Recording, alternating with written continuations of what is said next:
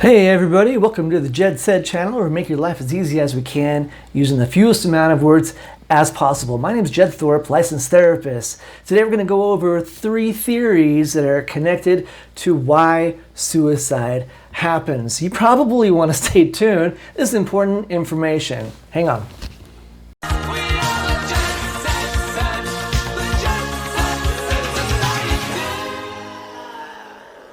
All right, welcome back. That was easy. Be sure to like and subscribe to the channel, follow it, and comment. All good things. Thumbs up, even thumbs down. I don't care. I just want to know that you're interacting with this content. I think you're going to dig this. Don't you want to know the different theories that people have come up with as to why suicide even happens? It's fascinating stuff. So let's just get right into it. I can't wait. First of all, the most prevalent theory, and remember, when we're talking about theories are scientific data backed. The first one, the most prevalent one that you've heard of probably, is called displacement theory. And this is the idea that people are so unhappy and they're just going to commit suicide no matter what. They're going to do it. They're going to find a way no matter where they are, no matter what they're doing. They're unhappy. You could put them over here and they're going to really try to commit suicide, or you can displace them and put them over here and they're still going to try to commit suicide. It's been around a long time. This is the theory that was kind of beaten down on me when I was in school, getting the whole jumping through all the hoops just to become a therapist in the first place. So number one, top of the ladder, top of the mountain idea, probably the oldest idea too, displacement theory. All right, number two is a little more modern. This came around in like the 2005-ish area. The psychologist's name was Thomas Joyner. It's called the Interpersonal psychology theory of suicidality. And this has a little more context to it. You have to have the desire to die and the ability to die. And the desire was attached to feeling burdensome or like you did not have social value. Hey, the value concept, where are people putting their value? And it's always tied to something external. You know what I mean? And in this case, it's society, this attention piece. All right, so there you have number one, number two. Number three, this is called coupling. I almost forgot. Coupling theory. And this is around the idea that if you're going to die, if you want to commit suicide, you have to attach it to something else. And there are lots of studies on this. There's one involving the Golden Gate Bridge where people kind of romanticize this idea of death. And before they put the guardrails to make it so people couldn't jump over, people in San Francisco was just jumping off that gate right and left.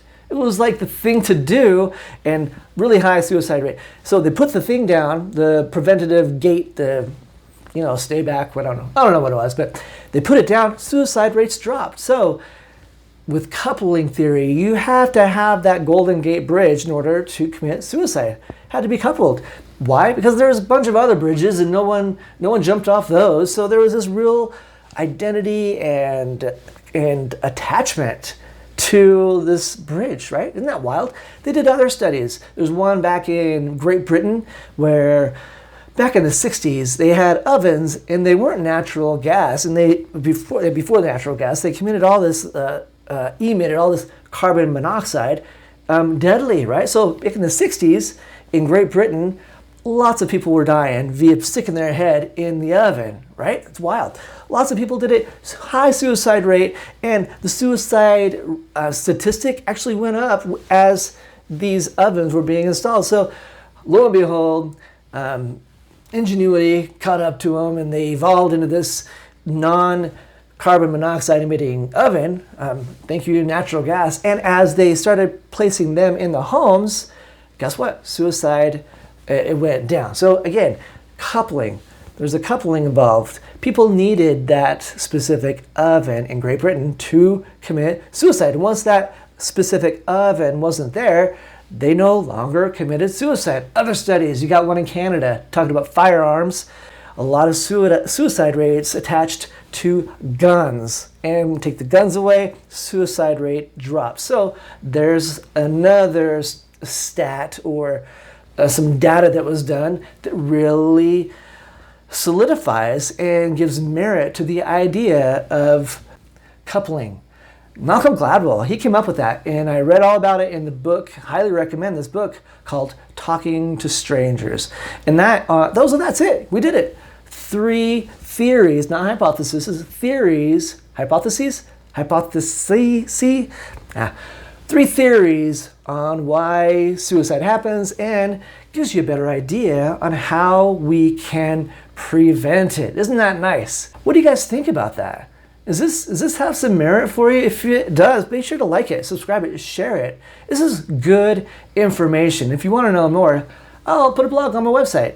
That's found on www.meaningtolive.com. And again, please subscribe. I think you'll dig this information. Some of it's a little zany, a little wild, a little wackadoo. That's all right. I'm a therapist. I'm allowed to do that. This is good stuff. Thanks for watching, and until next time, awareness up.